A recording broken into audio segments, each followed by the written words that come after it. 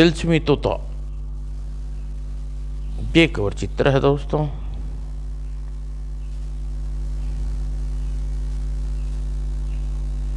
राजा प्रताप सिंह बड़ा प्रतापी राजा था, लेकिन उसके प्रताप की चिंता तनिक विषय हर क्षण वह सोचा करता था कि उसका वंश कैसे चलेगा, क्योंकि राजा के पास सारे सुख थे। दुख था तो केवल एक संतान का। राजा को कोई संतान नहीं थी। दिन रात वह इसी चिंता में खोया रहता कि एक दिन उसके राज दरबार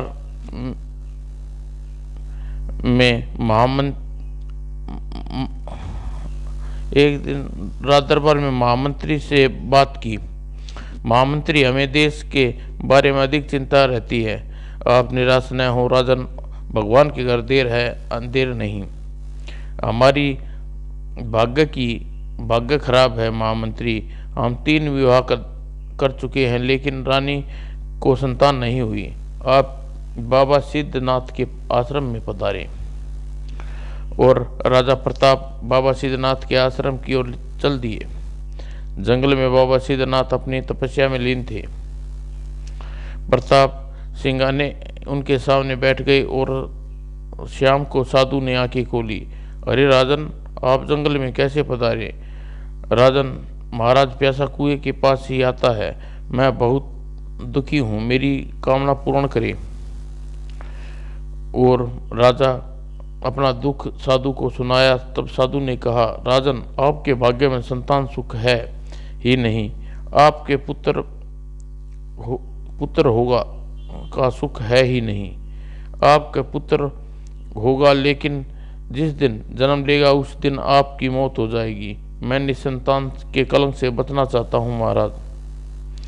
फिर यह फल ले जाओ और अपनी रानी को दे देना, गर्भवती हो जाएगी। वो राजा वापस अपने महल लौट आया। रानी को यह फल लेना, हमारी संतान की इच्छा पूर्ण होगी। 9 माह रानी को पुत्र हो गया। सारे राज्य में खुशी मनाई गई। उधर महल में मेरी गोद भरी तो मांग का सिंदूर सुनी हो गई। तेरी कैसा इंसाफ है। रानी के पुत्र का नाम पवन रखा और पवन चंद्रकला के समान बड़ा होने लगा। राजकुमार पवन 16 वर्ष का हो गया। माँ, मेरे पिताजी किस कारण मृत्यु प्राप्त हुए? बेटा, मैंने तुम्हें पाने के लिए सुहाग खो दिया और तुम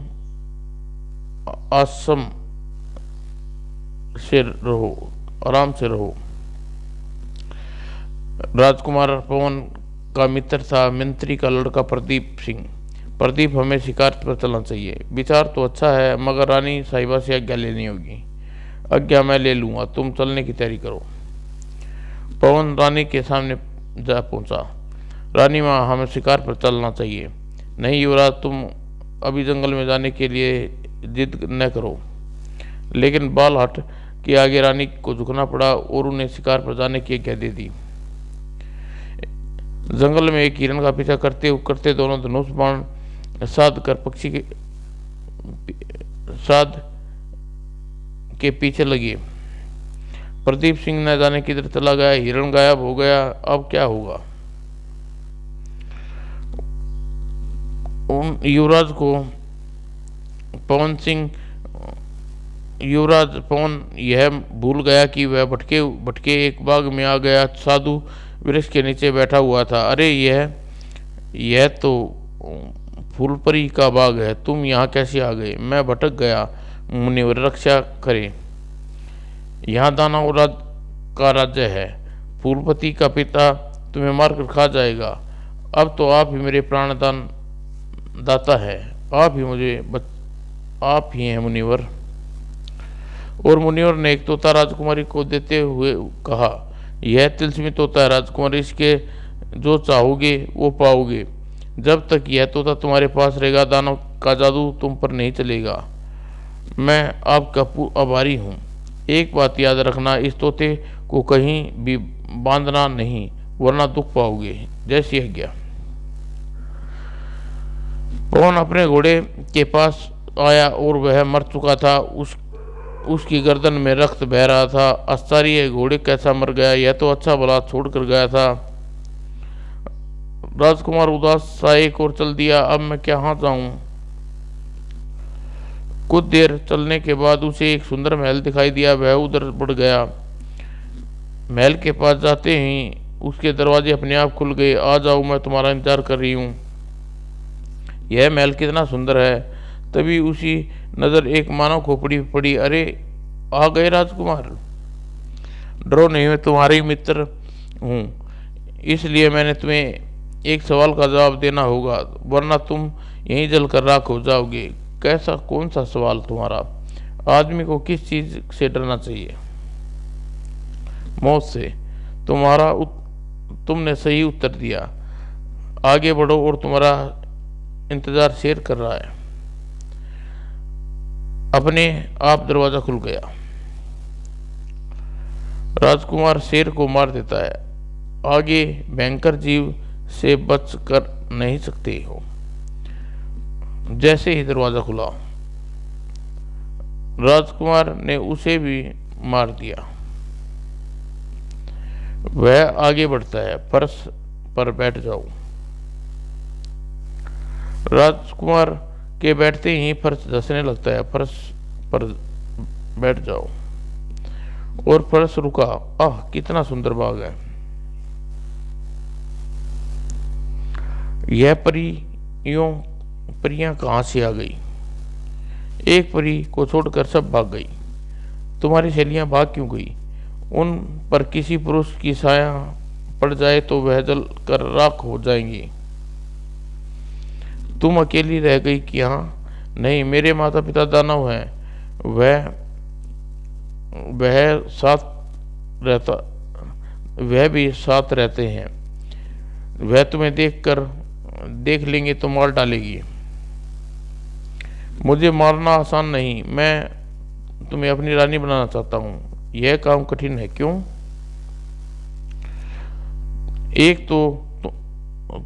एक दूसरा दानव है। अगर उसे पराजित कर दोगे तो पिता तुम्हें अपने दामाद बना सकते हैं। मैं डरपोक नहीं हूँ। मैं उसे मल्ल युद्ध करूंगा। और फिर दानव के पास आता है। राजकुमार अपने तोते को छोड़ देता है। तुम्हारा दानव तो मेरे तोते से मारा गया। अब तो तैयार हो, लेकिन मुझसे शादी करने के तुम्हारी जान को खतरा है। कैसे? रोज रोज मेरे मुंह में एक नाग निकलता है, वह तुम्हें डस लेगा। उसी समय तोता बोला, आप सांप की चिंता न करें, मैं उसे निपट लूंगा। तोता कुछ कहना चाहता है। तुम्हारा तोता बड़ा होशियार है। यह तिलस्मी तोता है। इस पल से मैं तुम्हें तक सुरक्षित है। इसी के बल पर मैं अब तक सुरक्षित हूँ। और वक्त पर ही का पिता दानव आ जाता है। यह कौन है? आपके होने वाले दामाद। पिताजी, अब इसके साथ जाऊंगी। मैं ऐसा नहीं होने दूंगा। और उसी समय दाना अपने जादू चला देता है। किंतु यह क्या, मेरा जादू बेकार चला गया। मैं इसे बकरा बना दूंगा। तुम मेरा बाल विवाह नहीं कर सकते। दाना अपने मुंह से आग निकाल कर राजकुमार पर छोड़ता है, लेकिन वह उस पर कोई असर नहीं होता। लेकिन राजकुमार पर कोई प्रभाव नहीं हुआ तो वह हाथ जोड़ता है और खड़ा हो गया। अब मुझे भी बलवान हो। मुझे अपना दावा स्वीकार करता हूँ। और दानव ने एक उड़न खटोला देता है और राजकुमार परी के साथ आकाश में उड़ने लगता है। हम कहाँ जा रहे हैं? मेरे राज्य में मेरी रानी, तुम मेरी रानी हो। उसी के साथ। यह कौन जा रहा है? मेरा भोजन मिल गया। और दानव राजकुमार को ले उड़ा। हाय, अब क्या होगा? अरे दुष्ट, अपने मालिक को बचा कर ले, वरना तुझे मार डालूंगी। और परी उड़न खटोला नीचे उतार देती है। अरे आप किसी स्वर्ग की परी हैं, यह कैसे? आप कौन हैं? मैं युवराज पवन का मित्र हूँ, आपसे ढूंढने के लिए भटक रहा हूँ। और परी सारी बात प्रदीप को बता दी। आप चिंता मत करिए, मैं पहले आपको महल तक छोड़ाता हूँ। उधर वह दानव अपनी न जाने कहाँ युवराज को ले गया। तोता जंगल में उसे ढूंढता है। एक गुफा में पवन को देखकर वह पास जाता है। आप यहाँ कैसे पड़े हैं? मुझे दानव ने मंत्र से कैद कर रखा है। आप इस चादर पर बैठ जाएं, यह चादर आपको लेकर उड़ चलेगी। आप दानव तक पहुंच जाएंगे। और तोता अपने आप एक को अपने रूप में बदल देता है और जादुई चादर पर बैठ जाते हैं। उसी समय दानव को मालूम हो जाता है कि उसका शिकार भाग रहा है। अरे भाग कर कहाँ जाता है, मैं तुझे कच्चा खा जाऊंगा। और उड़ते उड़ते अब कहाँ जाओगे? दानव राजकुमार की चादर को पकड़ लेता है, पर तीनों नीचे आके गिरते हैं। मैं तुम्हें छोड़ूंगा नहीं, अपनी जान बचाना चाहते हो तो भाग जाओ। मित्र क्या देखते हो, इसे यमलोक पहुंचा दो। तोता दानव को अपने पंजे में पकड़ लेता है और उसे दानव को आकाश में ले जाकर गिरा देता है। आह, मर गया। राम नाम सत्य हो गया। अब आप अपने घर चलें। दोनों पैदल ही एक तरफ चल देते हैं। आप परी को रानी बनाएंगे? हाँ, मैं उसे मोहित हूँ। लेकिन क्या? बुरी चीज की संगीत बुरी होती है। तुम जब मेरे साथ हो तो क्या चिंता है? कुछ देर चलने के बाद परी और प्रदीप मिल गए। तुम रास्ता कैसे भटक गए थे युवराज? उन्हीं को कौन टाल सकता है प्रदीप। हमें जल्दी ही घर पहुंचना है, रानी माँ चिंतित हो रही होगी। राज्य में आते ही यह खबर फैल गई, युवराज रानी ले आई और युवराज के साथ परी की शादी हो जाती है। उसी रात जब दोनों सो रहे थे,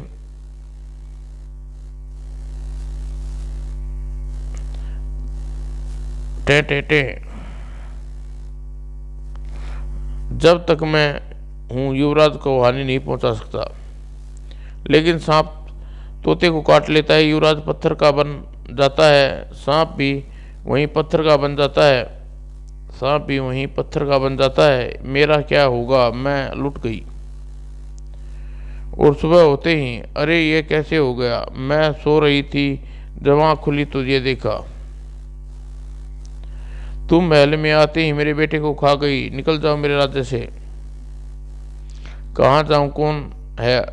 कौन रहा है अब मेरा? बेचारी परी देर तक भटकने लगी। परी रास्ते में लोमड़ी मिल गई। तुम क्यों रो रही हो? मेरा पति पत्थर का हो गया है माँ, मेरी सास ने मुझे घर से निकाल दिया। तुम मोर के पास जाओ, वह तुम्हारी मदद करेंगे। परी मोर के सामने पहुंच जाती है, अपना दुख सुनाती है। आओ बेटी मेरे साथ आओ, दुख से घबराना नहीं चाहिए। और उसके पति के बिना जी नहीं सकती। मैं तुम्हें स्वामी के पास ले चलता हूँ, वह तुम्हें मदद करेंगे। मोर अपने स्वामी के पास ले जाता है। स्वामी, यह दुखियारी है, इसे आपकी मदद की जरूरत है। मैं अवश्य मदद करूंगा। यह मोती लो, इसका गुण यह है कि इसे मुंह में रख लेगी तो अदृश्य हो जाओगी और रानी की इच्छा अनुसार अपनी इच्छा अनुसार कहीं भी घूम सकती हो। लेकिन मेरे पति पत्थर के हो गए हैं, आप मानव बनाने का उपाय बताइए। यहाँ से 50 मील जंगल में एक आम का वृक्ष है। उस केवल एक फल है जो अमृत फल है। उसका रस अगर तुम अपने पति के मुंह में डाल दोगी तो वह जीवित तो उठेगा, लेकिन उस वृक्ष के चारों ओर भयंकर राक्षस पहरा देते हैं। मैं अपने प्राणों की बाजी लगा दूंगी। यह तलवार ले जाओ, यह तुम्हारी रक्षा करेगी। मोती को मोती और तलवार लेकर पर चल देती है। अभी कितनी दूर होगी वह आम का पेड़, वह रहा आम का पेड़। मैं अदृश्य होकर फल प्राप्त कर सकती हूँ। चोर चोर पकड़ो पकड़ो जाने ना पाए। लेकिन परी जैसे ही पेड़ से फल तोड़ती है, अरे यह क्या! परी के मुंह से मोती मुंह से निकाल लेती है। तलवार लेकर अजगर पर झपट पड़ी। या तो तुम मुझे मार दो या मैं तुम्हें मार दूं। बहुत भयानक है। तलवार की चोट से सहन कर लेता है। देखती हूँ कब तक बचता है। और जब तक अब क्या होगा, मुझे यह मोती अपने मुंह में रख लेना कर गायब हो जाना चाहिए। और परी झट से मोती मुंह में डाल लेती है और पेड़ पड़े रहो यहीं पापी। और परी आकाश मार्ग से उड़ जाती है। महल पर आकर वह सीधी अपने पति के पास पहुंचती है। परी आ गई बेचारी। तुमने किसने कहा था इस महल में प्रवेश करने के लिए? मैं अंतिम बार अपने पति को देखना चाहती हूँ। और परी उस कक्ष में पहुंचती है। परी ने फल का रस राजकुमार के मुंह में डाला। राजकुमार उठकर बैठ गया और सांप भी असली रूप में आ जाता है। तोता भी जिंदा हो जाता है। मैं इतनी देर तक सोता रहा। और परी ने दास्तां बताई। राजकुमार को जीते होने की खबर सारे राज्य में फैल जाती है। सब खुशियां मनाते हैं। मैं अपने किए पर शर्मिंदा हूँ। तुम्हारे वंश की लाज रखी। तुम सदा सुहागिन रहो। उसी समय महाराज की जय हो। बगल के राजा ने हम पर आक्रमण कर दिया। सेना को तैयार करो। का नगाड़ा बजा दो। स्वामी आप युद्ध में न जाएं। आपको तिलस्मी तोता युद्ध का संचालक करने भेज दे। बड़ी अच्छी बात कही आपने। तुमने पहले तोते को ही भेजता हूँ। और राजकुमार पवन की सेना किले से बाहर निकल चली। और तोता जिस तरफ जाता एक पंख तोड़कर जमीन पर फेंक देता, वहां तमाम राक्षस पैदा हो जाते।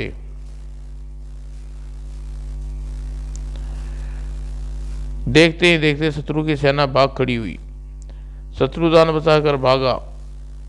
रामगढ़ पर राजकुमार पवन का राज्य हो गया। दिन बीतने लगे। आसपास राज्य में यह बात फैल गई, राजा पवन के पास तिलस्मी तोता है। एक दिन, यार अगर वह तोता हमें मिल जाए तो हम राजा पवन के समान हो सकते हैं। लेकिन बस तोते को पाना इतना आसान नहीं। सुना है राजा पवन उसके लिए जान से अधिक सुरक्षित रखता है। वह चोर महल की ओर बढ़ने लगे। इस तरह महल में प्रवेश नहीं कर पाएंगे तो फिर क्या करें? राजा तोता बना सकता है। एक उपाय है मित्र। कौन सा उपाय? जल्दी बोलो। मालिन रोज रानी के लिए हार देने जाती है। क्यों ना मालिन से बात करें। धन के लालच में पाकर वो हमारी बात मान सकती है। दोनों मालिन के पास दरवाजा खटखटाया। मालिन घर पर ही थी। कहिए क्या चाहते हैं? यह लो 200 रुपये। हमें राजा के पास जो तोता है वह चाहिए। अगर मना करते हो तो हम तुम्हारी जान ले लेंगे। कल सुबह आ जाना। अब आए तुम्हारे पास। कब आए तुम्हारे पास? कल सुबह और अगली सुबह। तोता तुम बहुत अच्छे हो। तुमने मुझे चुराया है, इसका दंड तुम्हें भोगना पड़ेगा। मैं इन चोरों से डर गई। मुझे छोड़ दो वरना तुम दुख पाओगी। उसी समय दोनों चोर कमरे में आ जाते हैं। ओह, तोता मिल गया। अब हम राजा बन जाएंगे। तोते को लेकर फौरन चलो।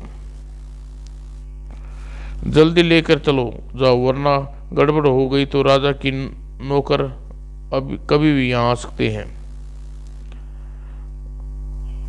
और दोनों चोर मालिन के घर से बाहर चले गए।